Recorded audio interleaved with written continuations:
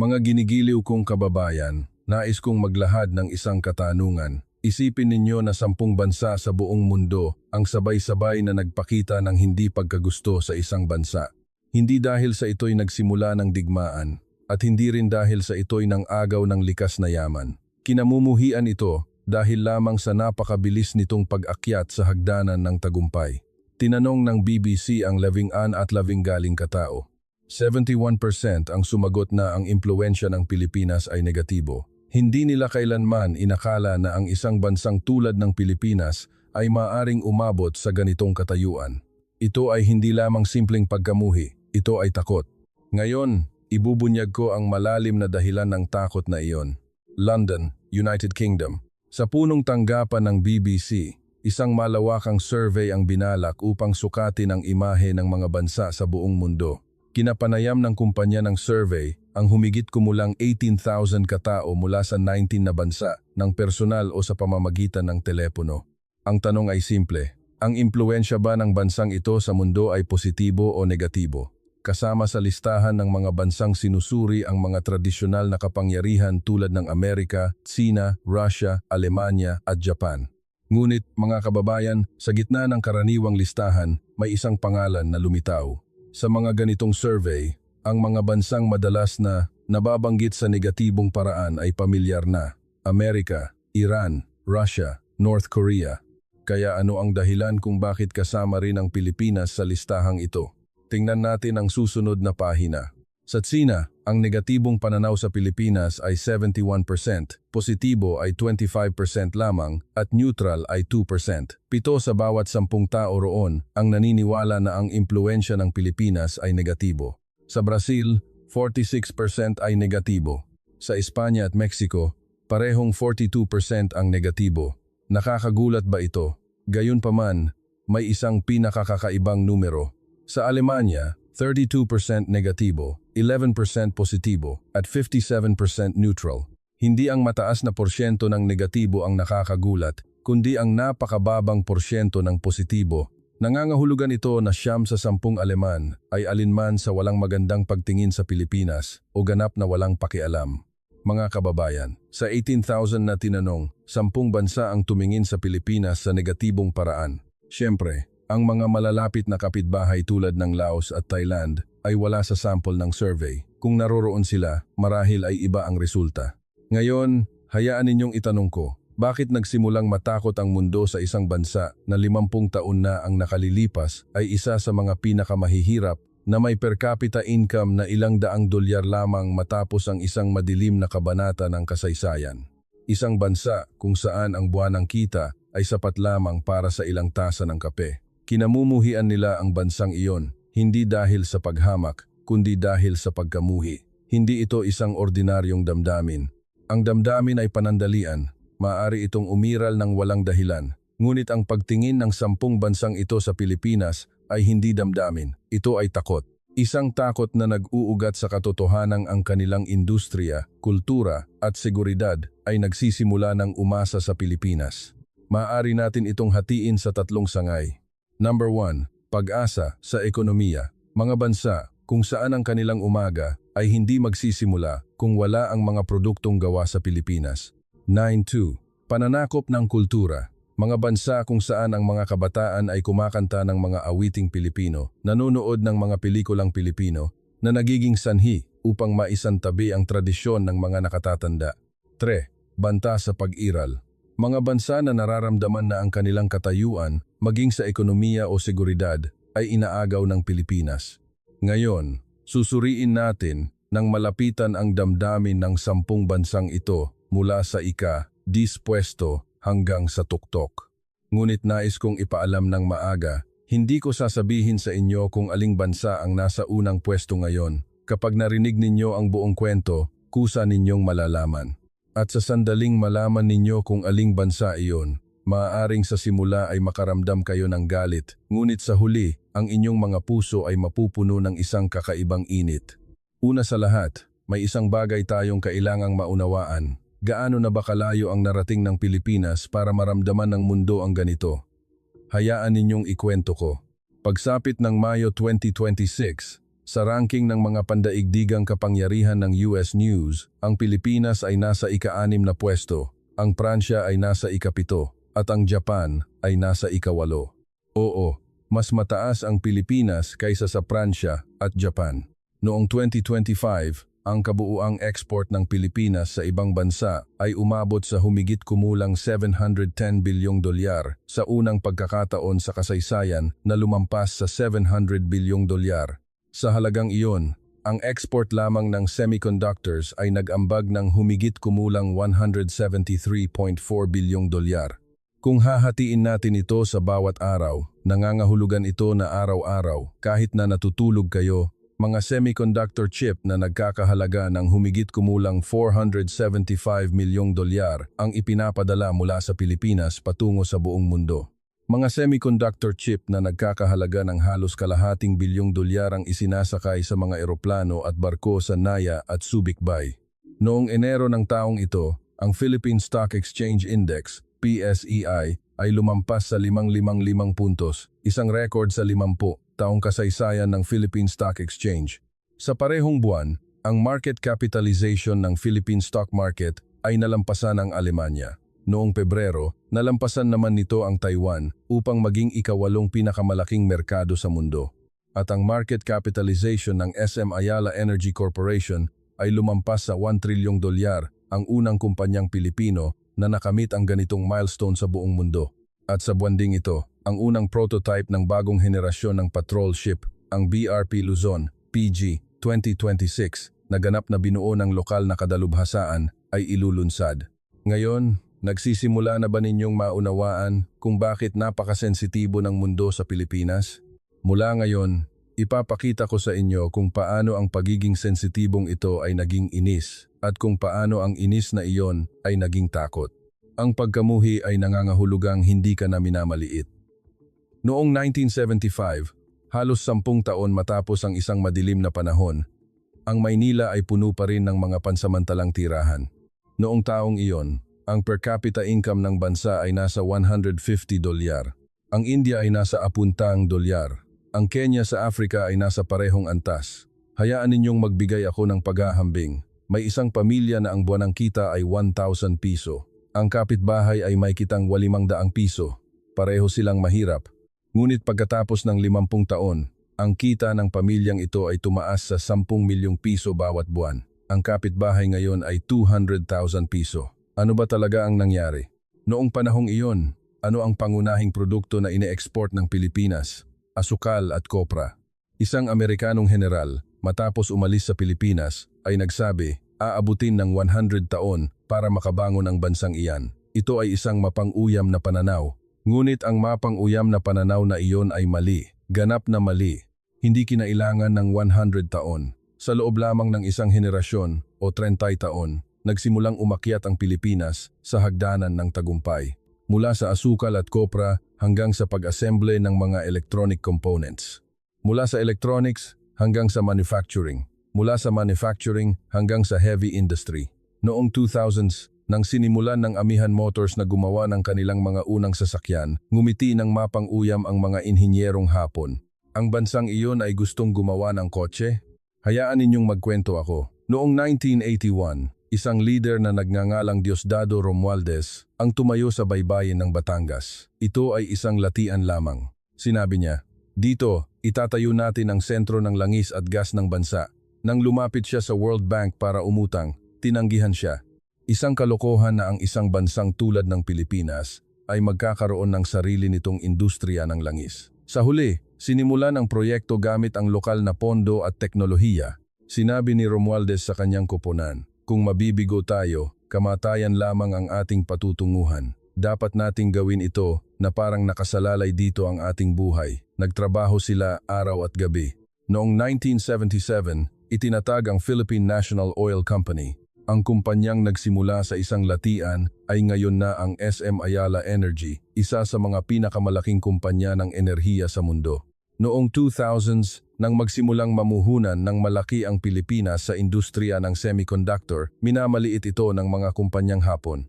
Ngunit ang Pilipinas, lalo na ang Clark Global City at Philinvest City Alabang, ay naging isang higante na ngayon sa larangan ng chip assembly at testing na tinaguriang Silicon Valley ng Timog Silangang Asya at hanggang ngayon ay may mahalagang posisyon sa pandaigdigang supply chain, mula sa bakal hanggang sa semiconductors, mula sa semiconductors hanggang sa smartphones, mula sa smartphones hanggang sa kultura, at ngayon, industriya ng depensa, enerhiyang nuklear at aerospace.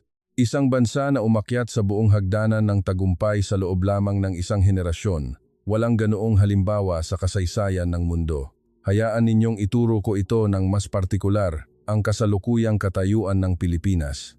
Noong 2025, ang kabuuang export ng Pilipinas ay humigit kumulang 710 bilyong dolyar. Ang halagang ito ay katumbas ng buong ekonomiya ng isang medium-size na bansa. Isang bansang halos walang mahahalagang likas na yaman ang nakamit ang numerong ito sa pamamagitan lamang ng pagbebenta ng mga kalakal at serbisyo. Sa halagang iyon, ang export lamang ng semiconductor ay umabot sa 173.4 bilyong dolyar, isang all-time high. Paano naman ang lakas militar? Ayon sa Global Firepower 2026, ang Pilipinas ay nasa ika-5 pwesto sa mundo, kasunod ng Amerika, Sina, Russia at India. Sa power ranking ng US News, ang Pilipinas ay ika-6, mas mataas sa Pransya ika-8 at Japan ika-7. Tingnan natin ang stock market. Nabanggit ko na ang PSAE ay lumampas sa 15,000 puntos at ang market capitalization ng SM Ayala Energy ay lumampas sa 1 trilyong dolyar. Ang katayuan ng Pilipinas ngayon ay nasa tuktok ng mga hagdanang ito. At sa buwang ito, ang unang patrol ship na binuo mismo ng mga Pilipino ay ilulunsad mula sa isang lokal na paggawaan ng barko. Isang bansang dating nag-export ng asukal ay gumagawa na ngayon ng sarili nitong mga barkong pandigma. Ang bilis ng pag-unlad na ito ang dahilan, masyadong mabilis. Hindi nito binigyan ng panahon ng ibang bansa para makibagay. Isa pang paghahambing, may isang bagong pamilya na lumipat sa isang nayon. Sa simula, napakahirap nila kaya't ang mga taga-nayon ay nagbabahagi ng pagkain at tumutulong maghanap ng trabaho. Ngunit sa loob ng 10 taon, binuksan ng pamilyang iyon ang pinakamalaking tindahan sa nayon. Sa loob ng 20 taon, sila ay naging kandidato para sa pagkapuno ng barangay. Ano ang pakiramdam ng mga kapitbahay na dating tumulong sa kanila? Ang pakiramdam na iyon ay nagbago mula sa salamat tungo sa ang galing, mula sa ang galing tungo sa nakakainis, at sa huli, nakakatakot. Ito mismo ang takot na ating susuriin ngayon. Magsimula tayo sa ika-10 pwesto. Unang sangay, pag-asa sa ekonomiya. Mga bansa na hindi komportable dahil napakaraming produktong Pilipino sa kanilang paligid. Pumunta tayo sa Africa, Kenya, Nairobi, 6 lang umaga. Tumunog ang alarm clock. Mula ito sa isang smartphone na gawa sa Pilipinas. Pumasok siya sa kusina at binuksan ang refrigerator na tatak Pilipino. Ihinatid niya ang kanyang anak sa sakayan ng bus. Isang electric jeepney ng Amihan Motors ang dumating. Pagdating sa opisina, binuksan niya ang kanyang computer. Monitor na tatak Pilipino. Sa isang araw, 4 na beses lumitaw ang mga kumpanyang Pilipino sa kanyang buhay. Hindi niya namamalayan, ngunit kung wala ang mga produktong Pilipino, hindi magsisimula ang kanyang araw. Sa survey ng BBC, ang Kenya ay nasa ika-10 pwesto. 34% negatibo, 34% positibo, eksaktong kalahati. Ito ay mas inis kaysa pagkamuhi. Bakit puro gamit na galing Pilipinas ang nasa paligid natin? Hayaan ninyong ipakita ko sa inyo ang isang numero. Ang market share ng kapeng Pilipino sa Africa ay humigit kumulang 40%. 2 sa bawat 5 produktong may kaugnayan sa kape ay galing sa Pilipinas. Kung sa Kenya lamang titingnan, numero 1 ang Pilipinas na may halos 35% market share.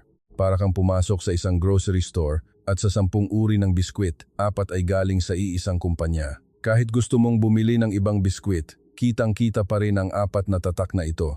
Iyan ang nararamdaman ng mga taga-Kenya. Hindi laging ganito.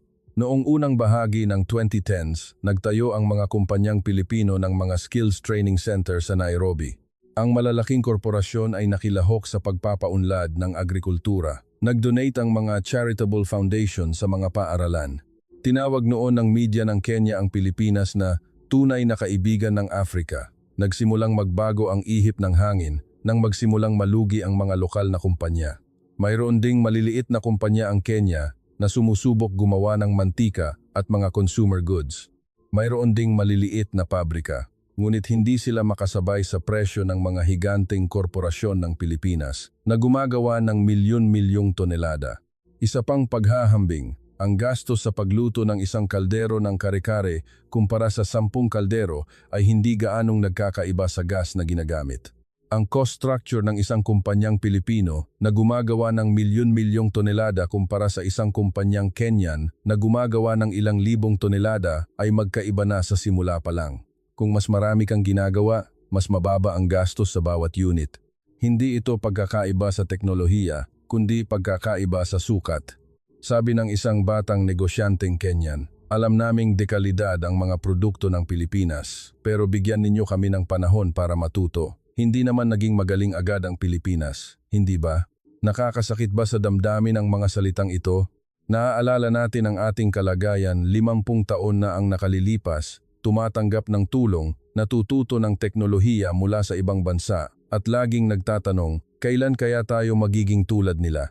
May panahon na tinitingnan natin ang mga kotseng Hapon ng may inggit. Ang nararamdaman ng Africa ngayon ay hindi gaanong naiiba sa naramdaman natin noon, kaya't hindi ito dapat ikagalit, kundi dapat maunawaan. Siyempre, may pagbabagong nagaganap. Nagsisimulang maglunsad ang mga kumpanyang Pilipino ng mga Local Supplier Development Program sa Kenya. Ang Amihan Motors ay nagsasagawa ng Technician Training Program sa Ghana.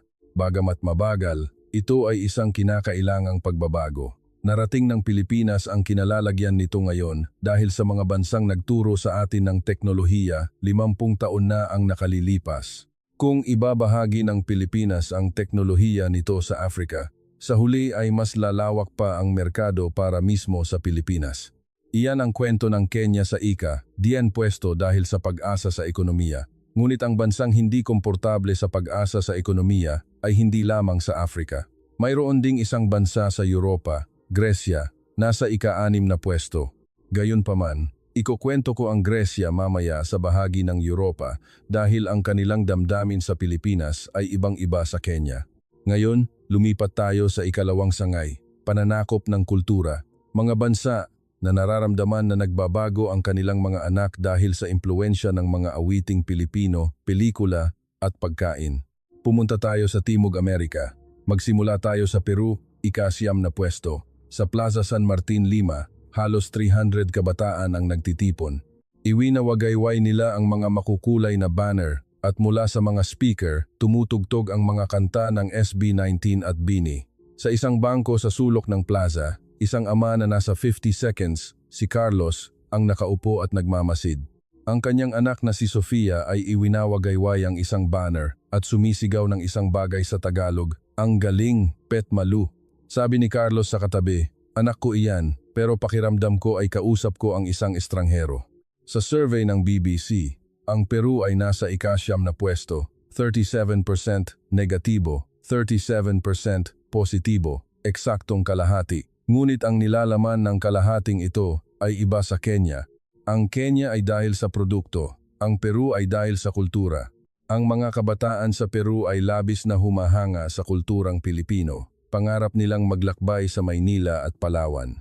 Sa kabilang banda, ang henerasyon ng kanilang mga magulang ay ipinagmamalaki ang sayaw na salsa at tango, ang sibilisasyong Inca. Magkasama sila sa isang hapagkainan, ngunit magkaiba ang kanilang mundo. Ang agwat ng henerasyon ay nangyayari sa loob mismo ng isang tahanan. Mga kababayan, natatandaan ba ninyo noong 1990s nang pumasok sa ating bansa ang mga pelikulang Hollywood, pop music at maong? Ano ang sabi ng mga nakatatanda? Ang mga bata ngayon, walang modo. Napabuntong hininga ang ama nang makita ang poster ni Michael Jackson sa kwarto ng kanyang anak. Ang nangyayari sa Timog Amerika ngayon ay halos katulad ng nangyari sa atin noon. May isang pagkakaiba lang. Dati, ang Pilipinas ang tumatanggap ng kulturang Amerikano. Ngayon, ang Pilipinas ang nagluluwas ng kultura. Nagpalit na ang posisyon ng umaatake at nagtatanggol. Pumunta tayo sa Mexico, ika-5 pwesto, 42% negatibo, 36% positibo. Sa Hilagang Mexico, may isang pabrika na nag-assemble ng mga piyesa ng sasakyan na pag-aari ng Pilipinas. Ito ay isa sa mga mahahalagang sentro para sa export ng sasakyan ng Mexico. Hayaan ninyong ikwento ko ang isang pangyayari sa pabrikang ito. 8:00 ng umaga. Sa patio ng pabrika, Isang manager mula sa Pilipinas ang nag-utos sa mga manggagawa na pumila para sa morning meeting. Nagtaka ang mga manggagawang Mexicano. Sa kanilang bansa, walang kultura ng pagpila at pagsigaw ng mga slogan sa umaga. Ang paraan ng Pilipino, disiplina, overtime, bilis-bilisan nyo. Ang paraan ng Meksikano, amigo, pamilya muna, dahan-dahan lang. Nang tanungin ng manager na Pilipino kung bakit mabagal, naisip ng manggagawang Meksikano, bakit kailangang magmadali? Pareho silang hindi mali, magkaiba lang ang kultura. Ngunit ang pera ay galing sa panig ng Pilipinas. Kaya't dapat sundin ang paraan ng nagbabayad. Ang paghahambing ay parang nag-uwi ka ng manugang na may dalang maraming pera, ngunit hindi talaga bagay sa kultura ng nayon. Sa Spotify, ang music app na ginagamit ng 600 milyong tao sa buong mundo, ang bilang ng mga nakikinig ng P-pop sa Mexico ay umabot sa halos 14 milyon.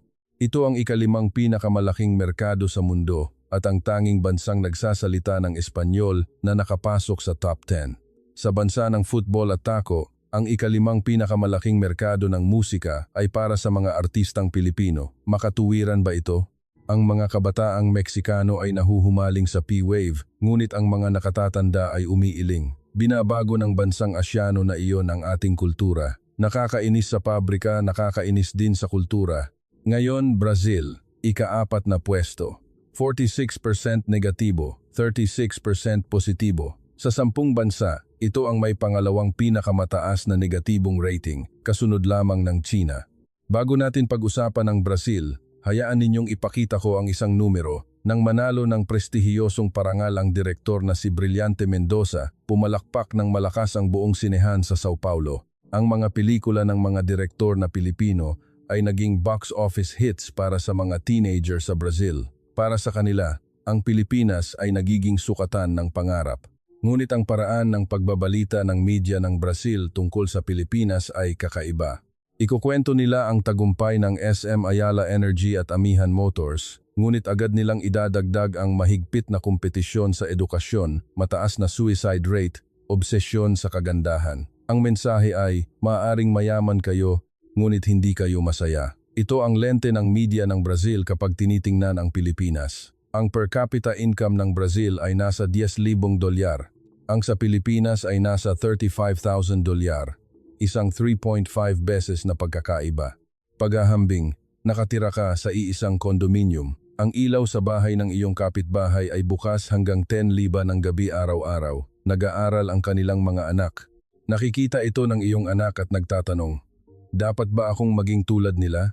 Bilang magulang, magiging payapa ba ang iyong puso? Kailangan mong sabihin, may sariling paraan ng pamumuhay ang pamilyang iyan, ngunit hindi masaya ang kanilang mga anak. Kapag sinabi mo iyon, gagaan ang iyong pakiramdam. Isang istruktura kung saan magkasama ang inggit at sama ng loob. Iyan ang pagtingin ng Brazil sa Pilipinas. Ika-3 pwesto, Espanya. 42% negatibo, 24% positibo, 24% positibo lamang. Nangangahulugan ito na 3 sa 4 na Espanyol ay hindi maganda ang tingin sa Pilipinas. Ang Espanya ay dating bansa ng Invincible Armada, isang imperyo kung saan hindi lumulubog ang araw, ngunit mayroon ding mapapait na alaala ang Espanya. Sa hilagang Espanya, may isang port city na tinatawag na Bilbao. Hanggang noong 1970s, ito ang sentro ng industriya ng paggawa ng barko at bakal ng Espanya. Gumagawa sila ng barko, gumagawa ng bakal. Ito ang pinakamayamang lungsod sa Espanya. Ngunit noong 1980s, nagsimulang gumawa ng mas mura at mas mabilis na barko ang Pilipinas at Japan. Nagsimulang magsara ang mga pagawaan ng barko sa Espanya. Sunod-sunod ding nagsara ang mga pabrika ng bakal. Tumaas ang unemployment rate sa 35%. Namamatay ang buong lungsod. Sa ilalim ng mga hagdanang inaakyat ng Pilipinas, ang Espanya ay itinutulak pababa. Ang port city na ito ay muling nabuhay bilang isang tourist city matapos magkaroon ng Guggenheim Museum, ngunit hindi na bumalik ang industriya ng paggawa ng barko. Para sa mga Espanyol, ang Pilipinas ay hindi lamang isang umuunlad na bansa sa Asya.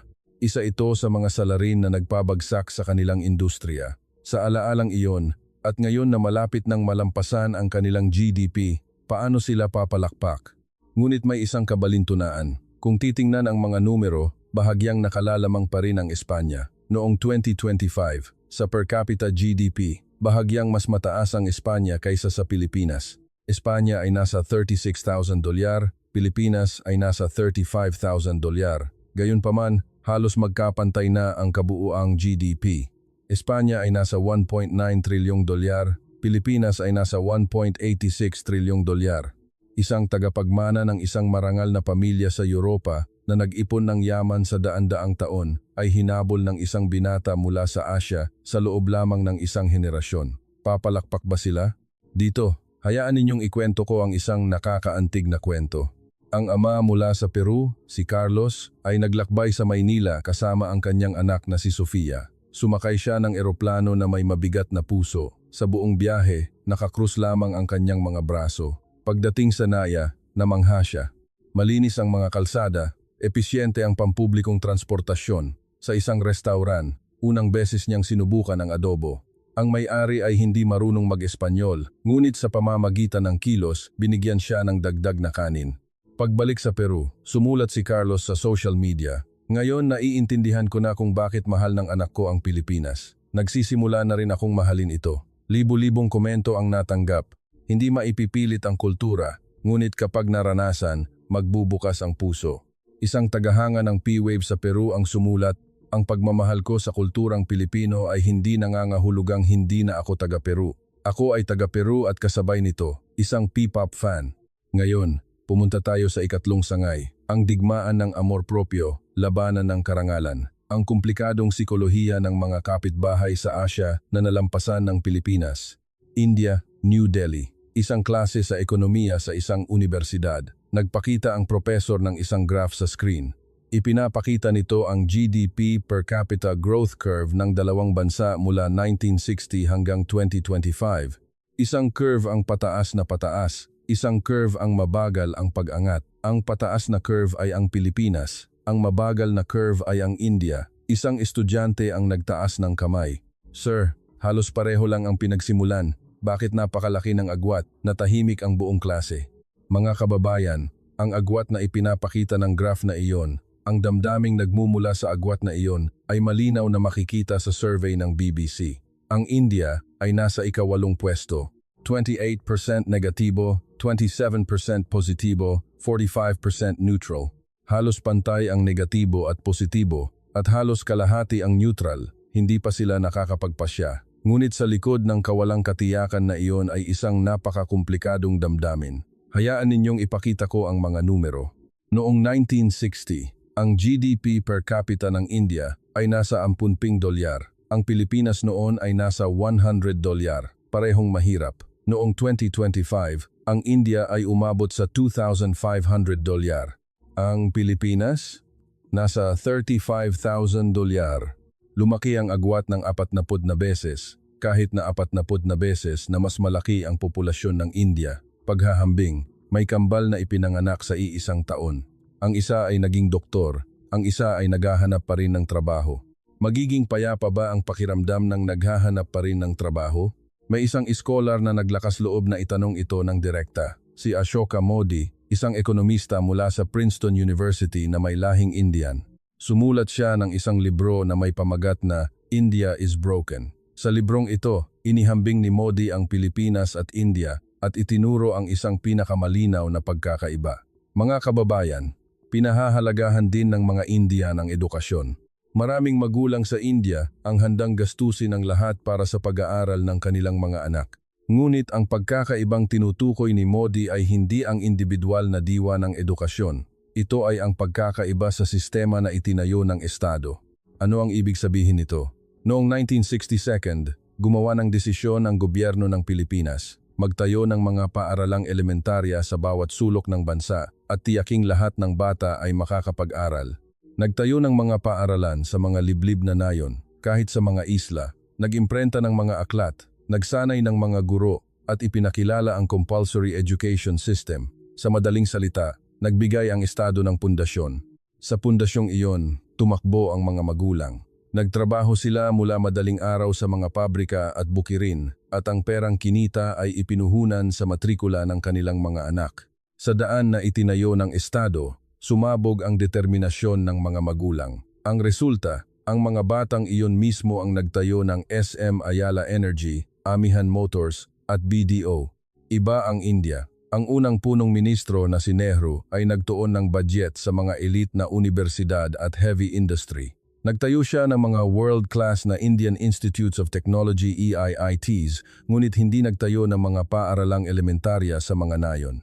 Paghahambing, nagtayo ang Pilipinas ng mga daan sa bawat barangay para lahat ay makadaan. Nagtayo ang India ng isang malaking expressway, ngunit iilan lamang ang makakagamit nito.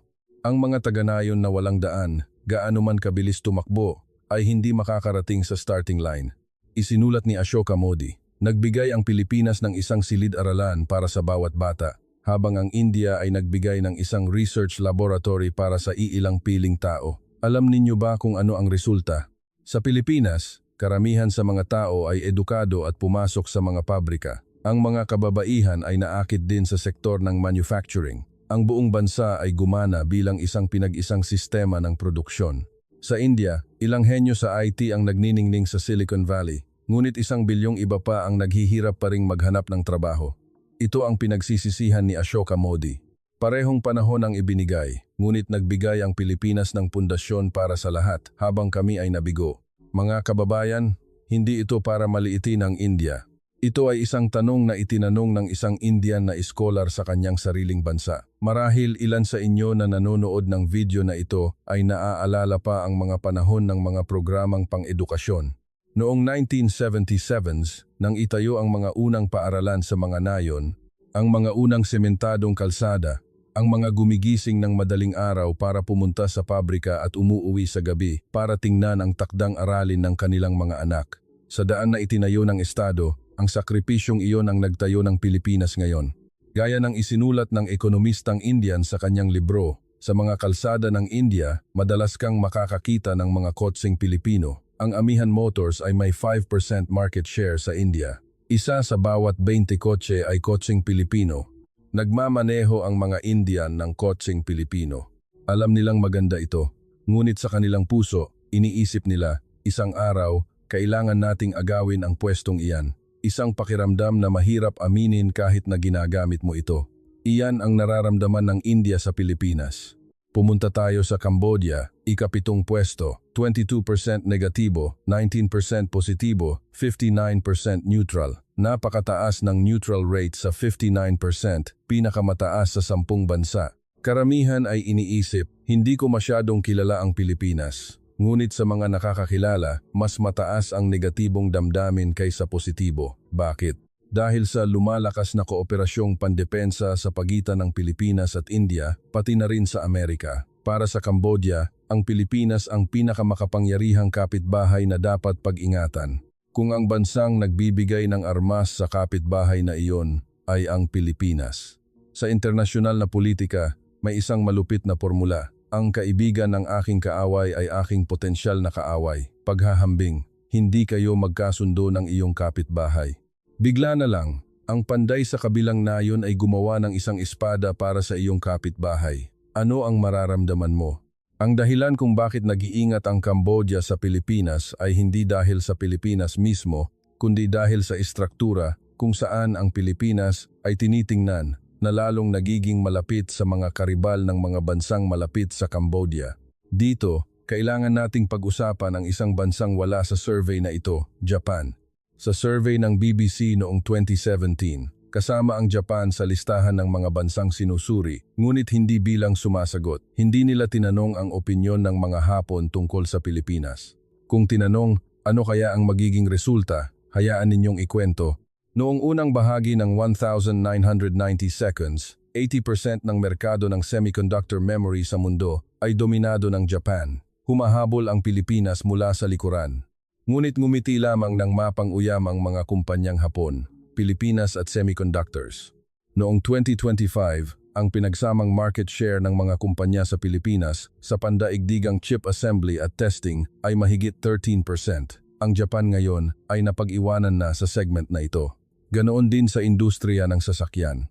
Hanggang sa unang bahagi ng 2000s, numero 1 ang Japan. Ngayon, bagamat isang higante pa rin ang Japan, ang mga tatak Pilipino tulad ng Amihan Motors ay hindi lamang nangingibabaw sa lokal na merkado, kundi nagsisimula na ring pumasok sa export market. Tingnan ang World Power Rankings. Pilipinas, ika-6. Japan, ika-8. Mas mataas ng 2 baitang ang Pilipinas. Noong 2019, nagpataw ang Japan ng mga parusa sa pag-export sa South Korea para sa 3 mahahalagang kemikal sa industriya ng semiconductor. Ang layunin ay paralisahin ang industriya ng semiconductor ng South Korea. Alam ninyo ba kung ano ang resulta? Sa loob ng 3 taon, nagtagumpay ang South Korea na gumawa ng mga materyales na iyon sa loob ng bansa. Ang parusa, sa kabaligtaran, ay nagpabilis sa pagsasarili ng industriya ng materyales ng South Korea. Paghahambing, isang guro ang nagturo sa isang estudyante. Isang araw, naging mas magaling ang estudyante kaysa sa guro. Ayaw ibigay ng guro ang pagsusulit. Kung wala ako, hindi mo masasagutan iyan. Ngunit gumawa ng sariling pagsusulit ang estudyante at sinagutan ito. Mahirap tanggapin, hindi ba? Ngunit iyan ang realidad na kinakaharap ng Japan sa mga kalapit na bansa. At nakikita nila ang isang katulad na pattern na nangyayari sa Pilipinas, isang bansang dating natuto mula sa kanila. Isang karagdagang punto, ang diwa ng Monozukuri, ang husay ng mga Hapon ay napakahusay pa rin. Sa larangan ng mga high-precision components at materials, world-class pa rin ang Japan. Idinagdag lang ng Pilipinas dito ang bilis at determinasyon sa paggawa ng desisyon. Ang pagkakaibang iyon ang lumikha ng kasalukuyang sitwasyon. Mga kababayan, mula sa Kenya sa ika, 10 pwesto hanggang ngayon, nasuri na natin ang 7 bansa. 2 pwesto at 1 pwesto na lang ang natitira. Ang 2 bansang ito ay nasa ibang antas. Hindi lang nila ayaw sa Pilipinas, nararamdaman nila na hindi maaaring magpatuloy ang sitwasyong ito. Tinanong ng ekonomistang Indian ang kanyang bansa, bakit hindi natin magawa ang ginawa ng Pilipinas? Ang tanong na iyon mismo ay ang report card ng Pilipinas. Gresya, Port of Piraeus, sentro ng pandaigdigang pagbabarko. Humigit kumulang 20% ng pandaigdigang merchant fleet ay pag-aari ng mga kumpanya sa pagbabarko ng Gresya. Sa loob ng 3,000 taon, pinamunuan nila ang mga karagatan. Para sa Gresya, ang dagat ay bahagi ng kanilang teritoryo. Sa survey ng BBC, ang Gresya ay nasa ika-6 na pwesto, 29% negatibo, 24% positibo. Bagamat mataas ang neutral, mas mataas pa rin ang negatibo kaysa positibo. Ang dahilan, nararamdaman ng mga kumpanya sa pagbabarko ng Gresya na hindi sila komportable sa Pilipinas dahil sa isang teknolohiya. Upang makagawa ng mga barkong ginagamit nila, nasa Pilipinas ang teknolohiyang iyon. Hayaan ninyong ikwento ko, mga liquefied natural gas, LNG carriers. Ang barkong ito ay dapat mapanatili ang temperatura sa loob sa 163 degrees Celsius. Para sa paghahambing, ang taglamig sa Siberia ay nasa -40 degrees Celsius. Isang temperatura na 4 na beses na mas malamig ang dapat mapanatili sa loob ng barko sa gitna ng karagatan. Kung walang teknolohiyang ito, hindi makakagawa ng LNG carrier. Kung tumagas ang gas, sasabog ang buong barko. Sa loob ng 5 taon hanggang 2025, tingnan natin ang bilang ng mga LNG carrier na ginawa sa buong mundo. South Korea, 248, China, 48. Ang Pilipinas, sa pamamagitan ng mga kumpanya tulad ng PNOC Shipping and Transport Corporation, ay isa sa mga operator ng pinakamalaki at pinakamodernong LNG fleet sa mundo. At ang mga lokal na paggawaan ng barko tulad ng sa Subic ay lalong kinikilala sa buong mundo. Bagamat hindi gumagawa ng kasing dami ng South Korea, ang kadalubhasaan ng Pilipinas sa pagpapanatili at pagpapatakbo ng mga barkong ito ay napakahalaga. Nangangahulugan ito na ang mga bansang may kakayahang pamahalaan at gumawa ng mga dekalidad na barkong ito ng mahusay ay limitado at ang Pilipinas ay isa sa kanila. Gusto ng mga kumpanya sa pagbabarko ng Gresya ang pinakamahusay na mga barko. Ang lugar kung saan ang pinakamahusay na mga barko ay pinapatakbo at pinapanatili ay sa Pilipinas. Dati, ang nagbabayad ang hari. Ngayon, ang may teknolohiya at kadalubhasaan ang hari. Paghahambing, may isang pinakamahusay na sommelier sa mundo. Napakagaling niyang pumili ng alak. Ngunit ang bote ng kanyang alak ay dapat gawin sa pabrika ng iba. Kung magsara ang pabrikang iyon, hindi rin makakapagnegosyo ang sommelier. Iyan ang sitwasyon ng Gresya ngayon. Ngayon, pumunta tayo sa ika-2 pwesto, Alemanya, 32% negatibo, 11% positibo, 57% neutral. Mga kababayan, Tingnan ninyo ang 11% na positibo, pinakamababa sa 10 bansa. 9 sa 10 Aleman ay walang magandang pagtingin sa Pilipinas. Bakit? Hayaan ninyong ikwento. Noong 1894, sa isang maliit na bayan sa Timog Alemanya, isang mekaniko ang nagbukas ng isang pagawaan, pumuputol ng metal at gumagawa ng mga makina. Ang pangalan niya ay Heller. Ipinasa ito mula sa ama hanggang sa anak, apo sa tuhod, 4 na henerasyon, 130 taon. Ang kumpanyang ito ay gumagawa ng mga machine tools, mga makina na ginagamit upang putulin ang metal ng may mataas na katumpakan tulad ng mga makina ng kotse o mga piyesa ng eroplano. Ito ang makina na gumagawa ng ibang makina, ang gulugod ng industriya ng pagmamanupaktura ng Alemanya. Ngunit noong Enero 2026, ang 130 taong gulang na kumpanyang ito ay ipinagbili sa isang kumpanyang Pilipino, isang malaking industrial conglomerate mula sa Pilipinas. Bakit nila ipinagbili? Hayaan ninyong bigyan ko kayo ng isang numero. Noong 2025, sa Alemanya, bawat 23 minuto, isang kumpanya ang nagsasara. Sa buong panahong pinapanood ninyo ang video na ito, isang kumpanya sa Alemanya ang naglaho. Inilarawan ito ng isang business magazine sa Alemanya bilang isang mass extinction crisis. Anong nangyari? Tumaas ang gastos sa enerhiya matapos magpasya ang Alemanya na itigil ang paggamit ng enerhiyang nuklear. Tumatanda na ang mga manager at mahirap makahanap ng kapalit. Hindi nila kayang pasanin ang malalaking pamumuhunan na kailangan para sa panahon ng AI. Ang ipinagmamalaking Mittelstand model ng Alemanya ay nanghihina. Ang Mittelstand ay mga maliliit na kumpanya, ngunit pinakamahusay sa mundo sa kanilang larangan. Isipin ninyo ang isang karinderya sa baryo, ngunit isa sa kanilang mga putahe ay pinakamasarap sa buong bansa. May libo-libong ganyang kumpanya sa Alemanya. Ang modelong ito ay bumabagsak. Isa ang Heller sa kanila, baon sa utang, at ang kanilang pangunahing customer. Ang industriya ng sasakyan ng Alemanya ay humihina. Hindi na ito kayang tumayo sa sarili, kaya't inabot nito ang kamay sa Pilipinas. Paghahambing, may isang maharlikang Europeo na may 500 taong gulang na kastilyo. Maganda ang kastilyo, ngunit hindi na kayang bayaran ang gastos sa heating. Tumutulo na rin ang bubong. Sa huli, kailangang ibenta ang kastilyo. Ang bumili ay isang pamilya na 70 taon na ang nakalilipas ay nakatira sa isang bahay kubo. Ano ang pakiramdam na iyon? Hindi lamang Heller, ang mga higanteng korporasyon ng Pilipinas tulad ng San Miguel Corporation at Ayala Corporation ay namuhunan na rin sa ilang kumpanya sa Alemanya. Ang mga kumpanyang Aleman na mahigit 100 taon na ay isinusubasta at ang mga kumpanyang Pilipino ang may hawak ng susi. Nagsimula na ang panahong ito. Hindi rin maaaring balewalain ang kwento ng depensa. Noong 2022, inatake ng Russia ang Ukraine, nataranta ang buong Europa.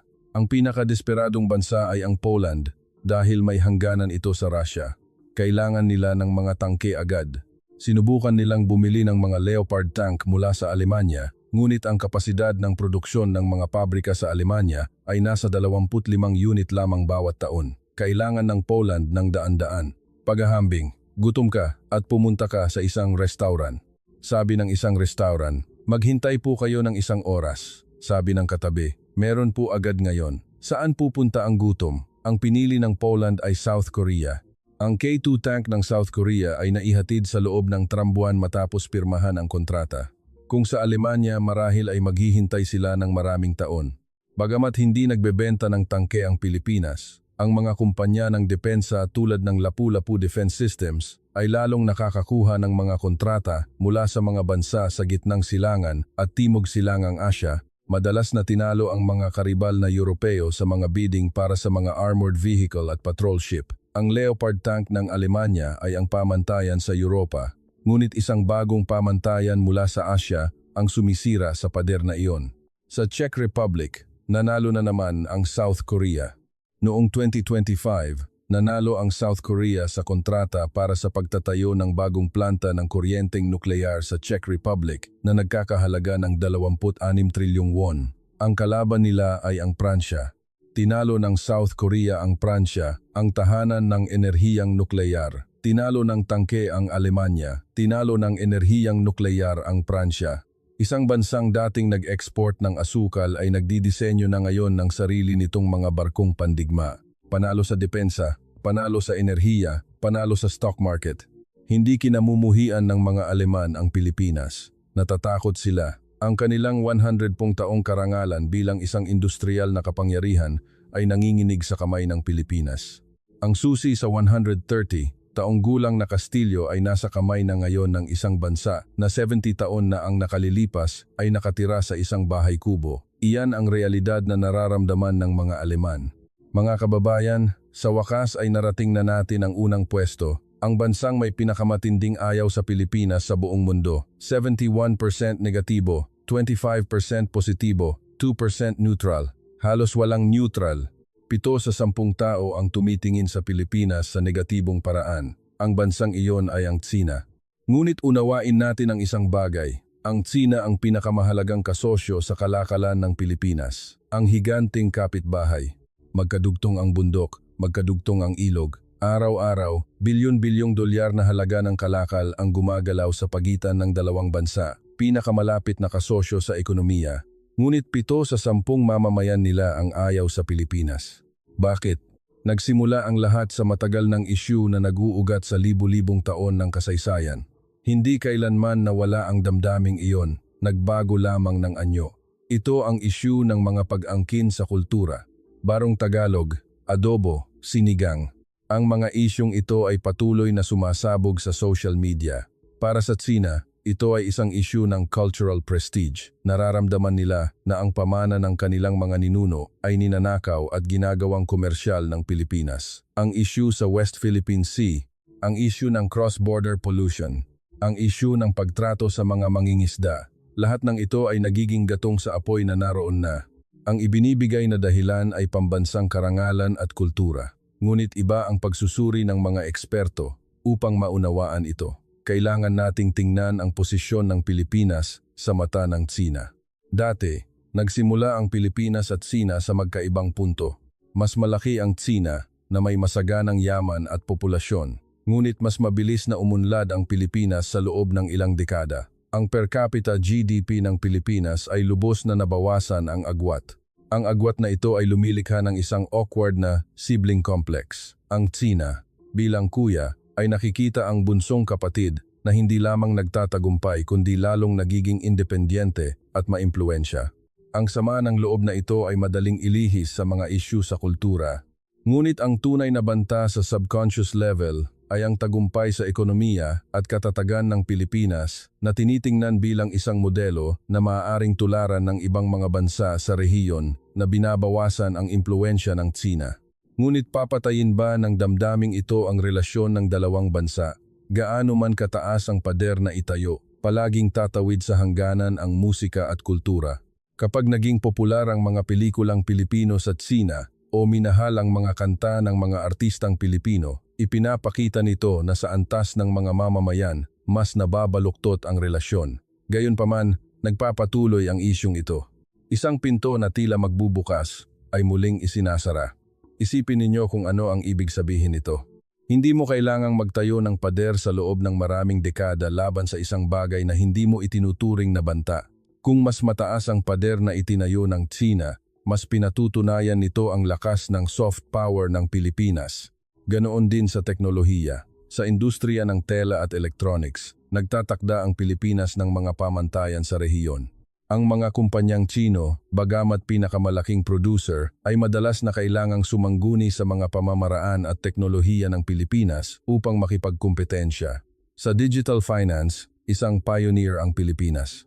Tumingin ang mga bangkong Tsino sa Pilipinas para sa gabay. Sa internet, madalas na umuulit ang mga akusasyon tulad ng ang barong Tagalog ay nagmula sa Tsina o ang adobo ay amin. Mga kababayan, ang isang bansang may tiwala sa kanyang kultura ay hindi magiging sakim sa kung ano ang pag-aari ng iba. Ang pag-angkin sa kung ano ang sa iba ay dahil naiinggit sila dito. Paghahambing, may magandang bulaklak sa hardin ng kapitbahay. Ang taong may tiwala sa sarili ay sasabihin, ang ganda ng bulaklak at lilipas. Ang taong walang tiwala ay sasabihin, ang bulaklak na iyan ay nagmula sa binhi mula sa aking bahay. Iyan ang nangyayari sa internet ng Tsina. Mga kababayan, hindi ito para maging kaaway ng Tsina. Ang Tsina ay isang higanteng kapitbahay at ating pinakamalaking kasosyo.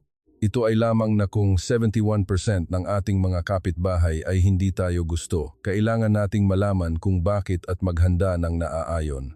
Mula sa Kenya sa ika, 10 pwesto hanggang sa Tsina sa unang pwesto, sinuri natin ang damdamin ng 10 bansa. Ngayon na ang oras para buuin ang kwentong ito. Mga kababayan, narinig ninyo ang kwento ng 10 bansa. Bawat isa ay may iba't ibang dahilan, ngunit may isang pagkakatulad. Kung wala ang Pilipinas, may isang bagay na titigil. Hayaan ninyong ibuod ko sa isang pangungusap para sa bawat bansa. Kenya, naiinis dahil hindi magsisimula ang kanilang umaga kung wala ang mga produktong Pilipino. Peru, natatakot na makalimutan ng kanilang mga anak ang kanilang tradisyon habang kumakanta ng mga awiting Pilipino. India, nasaktan ng amor proprio dahil napag-iwanan ng 14 na beses ng isang bansang may parehong pinagsimulan. Cambodia, nag-aalala dahil lalong nagiging malapit ang Pilipinas sa kanilang mga karibal. Mexico, hindi mapakali dahil bagamat kumikita sila sa mga pabrika ng Pilipinas, hindi magkatugma ang kanilang kultura. Brazil, nagdurusa dahil laging ikinukumpara sa tagumpay ng Pilipinas. Espanya, nasasaktan dahil ang kanilang daan-daang taong karangalan ay nalampasan sa loob lamang ng isang henerasyon. Gresya, ang Panginoon ng Karagatan, nasaktan ang karangalan dahil umaasa sa kadalubhasaan sa maritima ng Pilipinas. Alemanya, natatakot na ang kanilang 100 taong karangalang industrial ay hinahamon ng Pilipinas. Sina, natatakot sa impluensya ng kultura ng Pilipinas, kaya't kailangan itong pigilan sa pambansang antas sa loob ng maraming dekada. 10 bansa. Para sa mga bansang ito, kung mawawala ang Pilipinas, may isang bagay na titigil. Titigil ang mga smartphone, titigil ang pagbabarko, titigil ang industriya ng depensa, titigil ang musika, titigil ang semiconductors. Mga kababayan, ang resulta ng survey ng BBC na ito ay hindi isang babala. Ito ay isang invitation letter. Isang sertipiko na nagpapatunay na ang Pilipinas ay naging isang bansang hindi maaaring palitan. Siyempre, hindi tayo maaaring maging kampante. Sa Africa, kailangan natin ng isang symbiotic model. Ganoon din tayo umunlad. Ang kultura ay hindi isang bagay na ipinipilit sa isang direksyon. Kailangan ng palitan. Kung magiging mayabang tayo dahil mas advanced ang ating teknolohiya, isang araw, aagawin ang posisyong iyon tulad ng pagkawala ng Japan ng merkado sa atin. Para magtapos, hayaan ninyong ipakita ko muli ang ilang numero. 1975, matapos ang isang madilim na panahon, ang per capita income ay nasa $150, sapat para sa ilang tasa ng kape. Ang bansang iyon, noong 2025, ay nag-export ng mga kalakal na nagkakahalaga ng $710 bilyong, katumbas ng ekonomiya ng isang maunlad na bansa. Ang kumpanya mula sa bansang iyon, noong Pebrero ng taong ito, ay umabot sa market capitalization na $1 trilyong. Ang stock market ng bansang iyon, noong Enero ng taong ito, ay nalampasan ang Alemanya upang maging ika-8 pinakamalaking merkado sa mundo.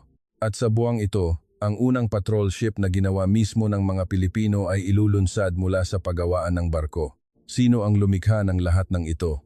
Ang henerasyon ng ating mga lolo't lola na lumaban sa mga larangan ng digmaan. Ang henerasyon ng ating mga ina na nagtrabaho sa mga bukirin at pabrika. At ngayon, ang henerasyon ng ating mga anak na inuukit ang pangalan ng Pilipinas sa mga pagawaan ng barko sa Subic, sa mga pabrika ng semiconductor sa Clark, sa mga assembly line ng fighter jets sa South Korea, sa mga entablado ng sining sa buong mundo. Ang mga anak na inyong pinalaki, ang bansang inyong itinayo. Tinanong ng BBC, ano ang iyong pananaw sa impluensya ng Pilipinas? 10 bansa ang sumagot ng negatibo. Ngunit isipin ninyo, kung natatakot ang mundo sa Pilipinas, nangangahulugan ito na nasa tamang landas tayo. Ang lakas ng loob na kamuhian, hindi ba't iyon ang tunay na kinakailangan para maging isang makapangyarihang bansa? Sa pagitan ng pagkamuhi at pag-ibig, naroon ang tunay na katayuan ng Pilipinas. Kung natatakot ang mundo sa Pilipinas, nangangahulugan ito na nasa tamang landas tayo. Kung ang kwento ngayon ay umantig sa inyong puso, mangyaring mag-iwan ng komento, Pilipinas, laban. Maraming salamat po.